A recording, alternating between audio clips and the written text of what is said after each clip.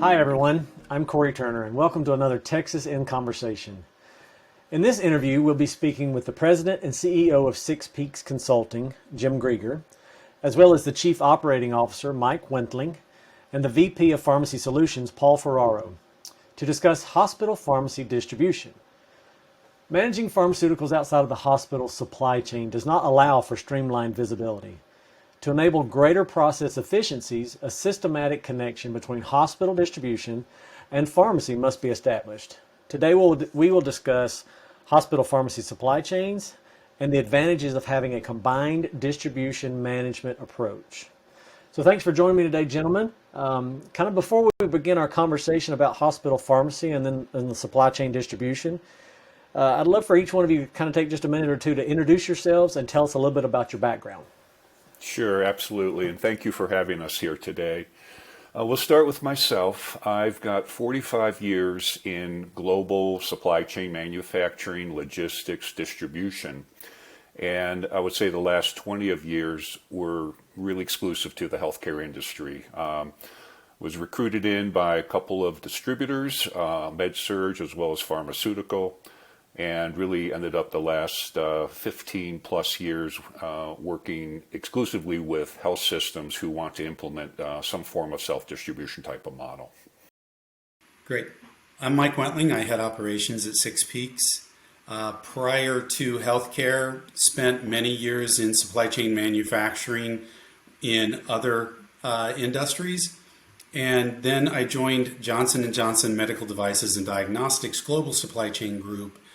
Spent over a dozen years on the manufacturer side, then transitioned over to the health system side, working for Mercy ROI, managing their distribution, transportation, manufacturing, and contracting. And lastly, I was with XPO Logistics and stood up their healthcare vertical, which also included building and operating a major distribution center for a large health system. Hi, I'm Paul Ferraro. I'm the VP of Pharmacy Solutions for Six Peaks Consulting. I have 35 years under my belt as a registered pharmacist, and 13 of those years specifically in pharmaceutical supply chain. I have a bachelor's degree in pharmacy, I have a master's degree in business administration, and also in information systems. And we'll talk about a little bit about me further down here, so I'll just stop there. So great, gentlemen. Like I said, we are excited about this conversation. With the amount of experience on the call today, I feel like we could have some great conversations. And so let's just dive right in. So, Paul, I think this first question is directed to you. So can you describe your experience with the healthcare pharmacy supply chain, just as a whole? Sure. I have broad experience in a lot of different facets in warehouse design and build out, all aspects of pharmaceutical distribution, logistics, wholesale operations, regulatory compliance, 340B programs, and even GPO contracting. And probably last but not least, IT system implementations and maintenance. So I've been very fortunate to have done the whole spectrum in regard to pharmaceutical distribution. You've kind of seen it from one end to the other, right? I have. Yeah.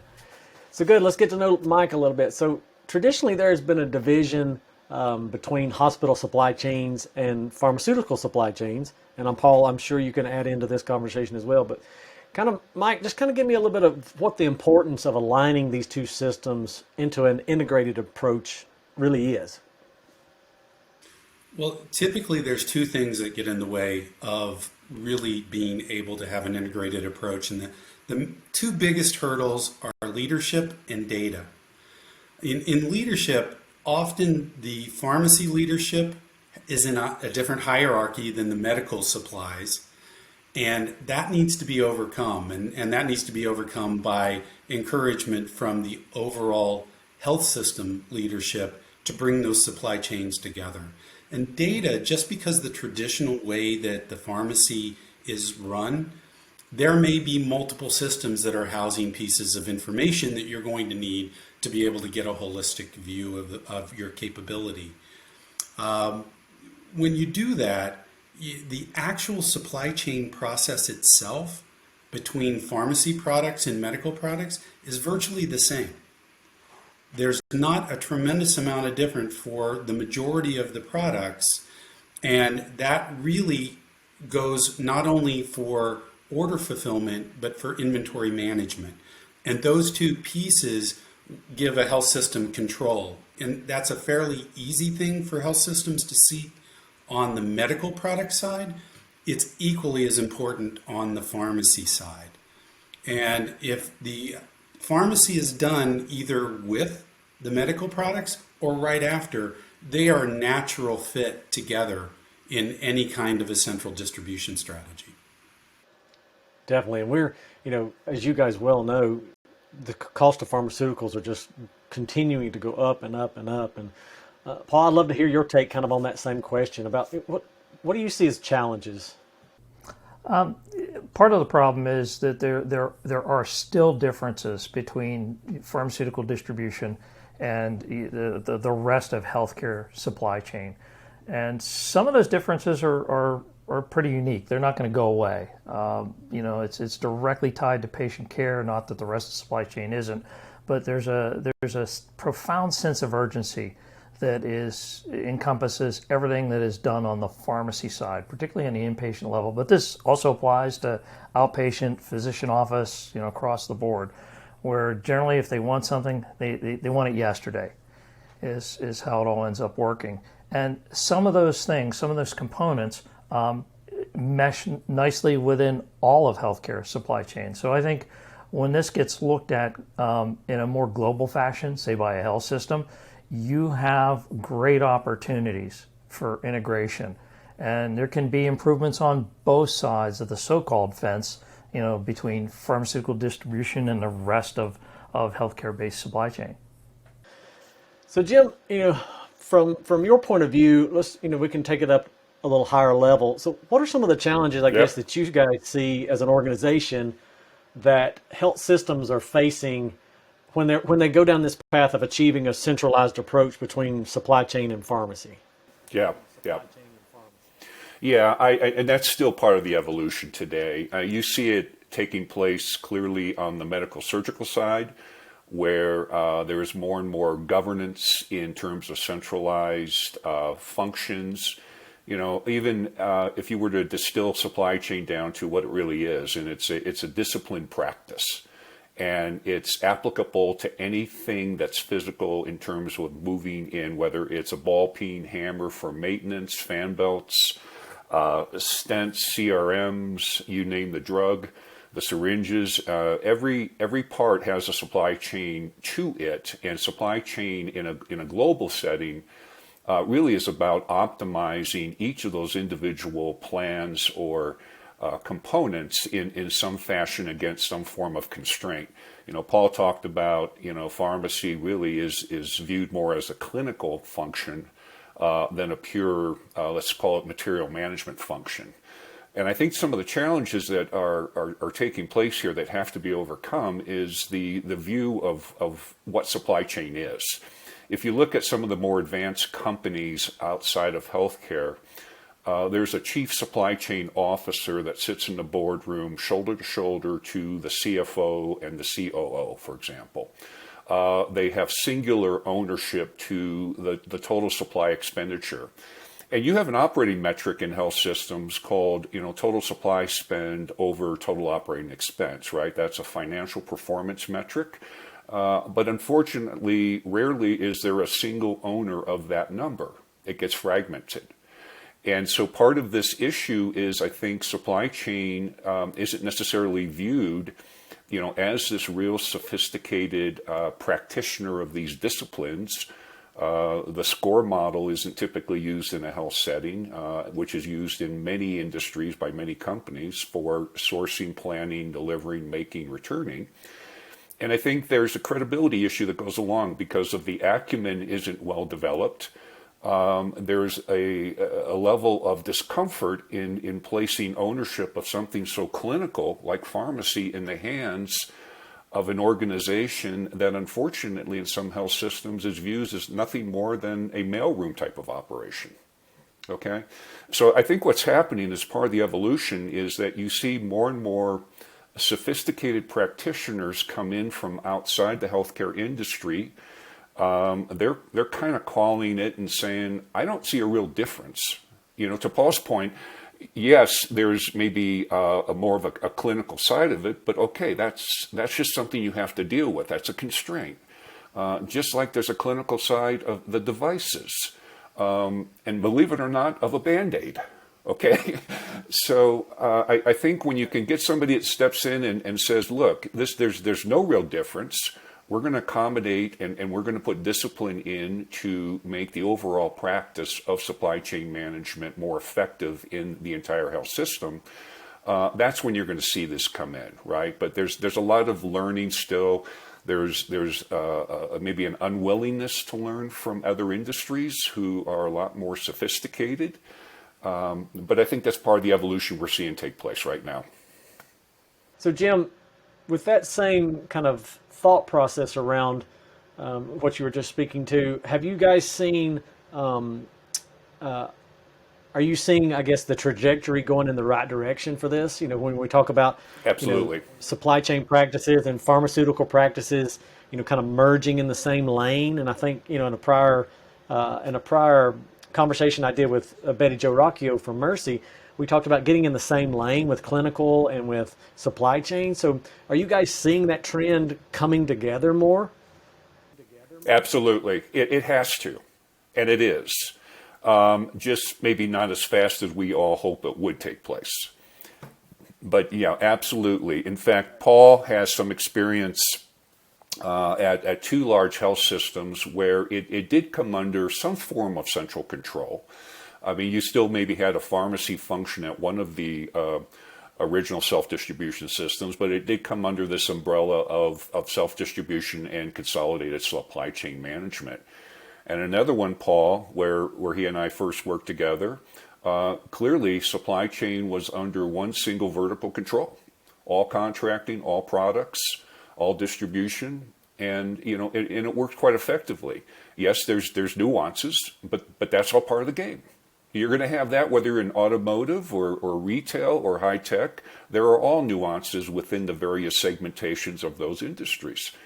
And so, yes, it has to, because the expense portion of healthcare delivery is still a little bit out of control, whether it's the supply expenditure itself or the process to manage the acquisition and internal delivery of supplies.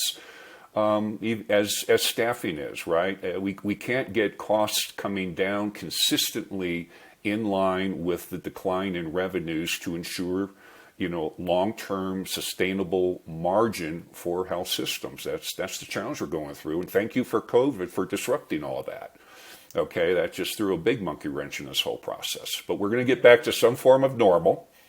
But it also taught a lot of health systems very important lessons about supply chain control, whether it's drugs or PPE. Same principles apply. We're dealing with drug shortages, and centralized distribution of the management of drug shortage has proven to be extremely effective, just like the proactive management of acquisition, sourcing of PPE supplies. We've had several clients who have developed, incorporated the model that we talk about, that actually weathered through the whole COVID experience rather nicely, if I could say it that way, versus the vast majority that suffered severely in terms of trying to get supplies for their clinicians. It's all about being proactive, and that's part of the evolution of healthcare supply chain. Oh, definitely. We're kind of seeing it from one side of the spectrum to the other. It's kind of all over the board here lately. So, Mike, let's give it back over to you. So, kind of with all the advancement in information technology, how do you see that this has impacted when we talk about the distribution of pharmaceuticals within a hospital? How's the impact affected when we talk about IT? One of the biggest pluses is the visibility across the health system to handle order management and inventory management.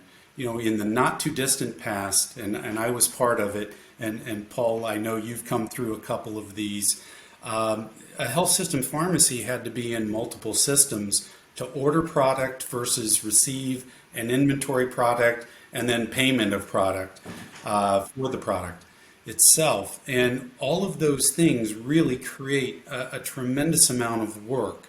And really being able to manage the entire process, ordering and inventory, under one umbrella, it offers an opportunity for the pharmacy staff to go back to doing pharmacy things, not other functional items that they had to do just to make things work.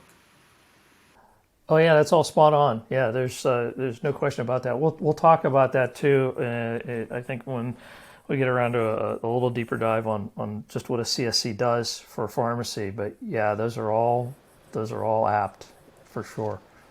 Yeah, so let's go ahead and uncover that now. So, Paul, when we talk about a consolidated service center or a CSC, that can be essential to really just the success of a hospital's supply chain management, and you guys know that, and we see it a lot in our industry too. So, kind of from your experience, how can just the implementation of a CSC contribute to the distribution and management when we talk about pharmaceutical products, not just med surg or PPE items?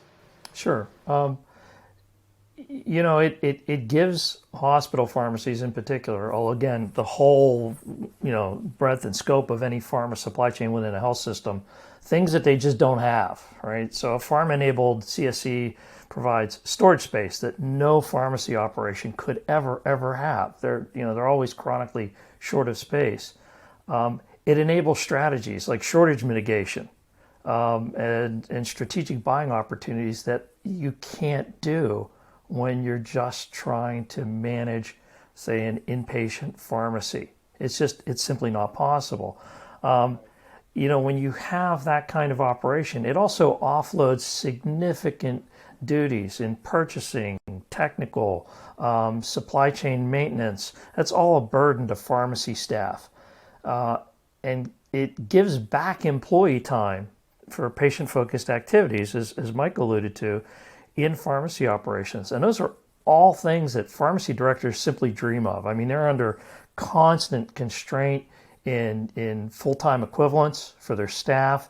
And, imagine if you had two technicians focused on buying, because you're a 24/7 operation. And imagine if you could get those two technicians back to do patient-focused care, because 70% of what they used to do melted away, because a lot of that has been absorbed by a CSC operation that's pharma focused. That also brings in, most of these folks work with a commercial wholesaler and they don't have a sense of ownership, but having a pharma CSC operation, that enables trust too, something that's largely been absent on the pharmacy side in healthcare, because they tend to, sometimes it's completely justified, see everybody else as an adversary. So, if this is your partner in this whole great, construct, that can also be really helpful to those, VPs of pharmacies and pharmacy directors, that, they begin to appreciate the things they don't have to deal with anymore, and they have folks that they feel are an extension of themselves to just trust to get the job done. Right. It just grows that efficiency, that streamlined approach, and even Mike was talking about earlier about the, just the cumbersome way that pharmaceuticals are, procured and ordered and things of that nature. Just the whole idea of bringing it together, centralizing as much of it as you can, it really just frees up time for clinical and patient care. And that's kind of what we're all in this for, right? We're all in this to kind of support clinicians, support our physicians, and let them do the job that they're meant to do, and not, materials management or pharmaceutical ordering or whatever that is. Yeah, Corey, if I can add one component to your question to Paul there. What the CSC does for pharmacy is provides a single delivery location from a supplier perspective. And if you're going to start to negotiate directly with pharma manufacturers, their very first requirement, just like the med-surg manufacturers, are that there has to be a single ship-to point. So, and that's how then they'll view the system as a whole versus individual hospitals. And when you get into the CSC model, we kind of describe it as it's a control model that you're able to monetize. Control comes first because that assures sustainable delivery of product to your clinicians. But then you have to be able to monetize it so it doesn't become a cost burden of itself. And that's how you start to monetize it. And there's a litany of things you can do with that. To not only work with your wholesaler, because that wholesaler never goes away, but also to work directly with drug manufacturers that would actually prefer to work with you directly than work through a wholesaler for you. But it requires that single location for them to have the conversation. Right. There's so many advantages out there when you're doing projects like this, and this is right up you guys' alley to kind of help guide these IDNs into these streamlined processes, whether it be from a CSC point of view to pharmacy to all aspects of that. So, and that's what we got to do. We got to grow that efficiency and get everybody in the same lane. So Paul, back to you, and other gentlemen, just jump right in here. But when we talk about best practices, healthcare supply chain leaders, when they're wanting to step in and implement something into their hospital pharmacy, start down a hospital pharmacy distribution path, what kind of advice or best practices can you recommend just to help avoid just complexities, inefficiencies, roadblocks, anything like that? What kind of advice can you give? This is all going to be high level, of course, but one of the things is that there's a huge emphasis on the finance side in healthcare today, and obviously, right? But you need to look at drug inventory as an asset rather than a pure expense. The health systems that I've worked with, they always focus on the dollar spend, and they don't see that inventory as an asset until it's used. There's also, I mentioned previously, there's differences. There will always be differences in the pharma supply chain, whether it's regulatory induced, and part of that's coupled with 340B, where there's some things that probably won't change. But if you embrace those differences that are present and realize that they're necessary, in many cases, it has to be that way. Some of them are even of such import that you could adopt those practices that are really wholly seen on the pharmacy side across the board. I mean, true integration is going to be, it's not a give and take, it's a take. Take what is best from what you can do with pharmacy side and their processes, as well as the other focuses of healthcare supply chain, to really meld them. And that's not really been done yet. So I think that's going to be a focus area as time moves on. And you have to have proper implementation of technical systems and solutions that keep those complexities to a minimum. Pharmacies just will be facing that now, and they're going to be facing in the future. It's not going to change. And all of it has to be with the intent of kind of deconstructing the extra work that seems to be involved with all this, and allow them to focus on their important objective, which of course is going to be patient care. And I'm sure Jim and Mike would have something to add to that. Yeah, absolutely. And I think one of the things that separates the pharmacy, an effective supply chain management of pharmacy versus the med-surg side, is that you have a lot more dynamic pricing in drugs. Right, it's a major reason why many health systems actually input their orders directly into a wholesaler system versus coming from the ERP. Whereas on the med-surg side, everything originates from a purchase order in ERP. And the reason for that is the dynamic nature of drug pricing. So I think as this evolves, we're starting to see some really best practices around price management and the ability to develop pharmacy-related catalogs, more direct connections into the source of pricing, so that essentially a purchase order could be issued with the most accurate price possible. And that's hard for many health systems to do today, but it clearly will be a best practice as it's forming right now. I think the last part, Corey, that I would add is, when we're dealing with clients, we have discussions about business cases, and if they've already got a CSC in place, they need a pharmacy business case, not only to understand the overall targets that they're trying to hit, but also the design inside their facility of what that's going to look like. And distinctly, we are always surprising clients who say, "Gee, I want to look at a medical product CSC and pharmacy." When we say you really want to think about designing the two of those together to really build the kind of efficiency that you want to have. So that business case is really an important factor across any supply chain solution.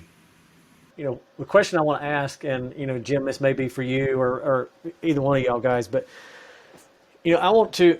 The question I'll ask is, basically when a supply chain executive is wanting to, he really sees the benefit around pharmacy savings, pharmacy distribution, pharmacy IT. Where does he start? Pharmacy may not be on board yet, so come at it from a VP of supply chain or a supply chain executive. How do they even start a process like this? What ends up happening is there's generally a lack of a system-wide governance model around the pharmacy supply chain management. There might be some form of governance, around formularies and clinical protocols and practices there, usually at a hospital level.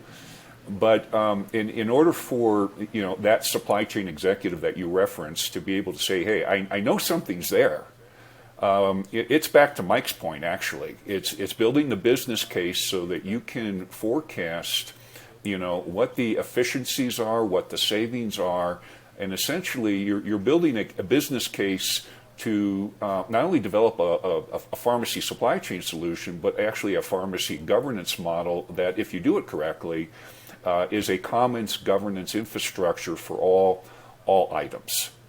Okay, is this notion of continue to integrate? Don't try to create more separation. And again, we've run into so many chief pharmacy officers that, quite frankly, don't know how to put a business case together. And that gets back into just raw business acumen. And so part of what we do is help them to put the case together. They can make a financial, an organizational, and a cultural argument to bring that function under supply chain control, yet still being sensitive to the uniqueness, the clinical nature of it that Paul talks about. So yeah, been there, done that.